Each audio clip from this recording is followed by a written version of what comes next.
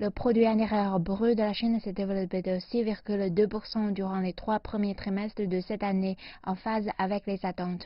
Les données du Bureau national des statistiques montrent que la croissance du PIB par trimestre est passée de 6,4% au premier trimestre à 6% au troisième trimestre. Les officiels disent que la principale raison de cela est une baisse de la croissance des investissements, mais il y a également des signes positifs en termes de changement structurel.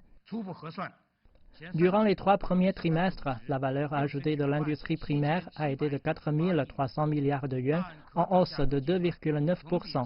La valeur ajoutée de l'industrie secondaire a été de 2 780 milliards de yuans, en hausse de 5,6%. La valeur ajoutée de l'industrie tertiaire a été de 3 770 milliards de yuans, en hausse de 7%. Le secteur des services est maintenant le moteur de la croissance de la Chine. Par ailleurs, les ventes au détail de la Chine ont atteint 2 970 milliards de yuans durant les 3 premiers trimestres, en hausse de 8,2% en glissement annuel. Cela est plus rapide que la croissance économique totale. La consommation en ligne a maintenu une croissance en 2 chiffres. Autre moteur de l'économie de la Chine, c'est le secteur de la haute technologie. La valeur ajoutée de l'industrie de la transmission des informations et de l'industrie high-tech a augmenté significativement. Les dépenses totales en R&D de la Chine représentent plus de 2% de son PIB.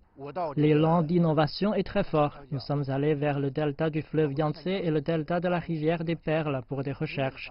Nous avons découvert que beaucoup plus d'entreprises investissent dans la recherche et le développement depuis les baisses des frais et des taxes à grande échelle qui ont eu lieu cette année. Selon les experts, les données pour les 3 premiers trimestres montrent que l'économie chinoise a maintenu une croissance stable malgré le ralentissement de l'économie mondiale.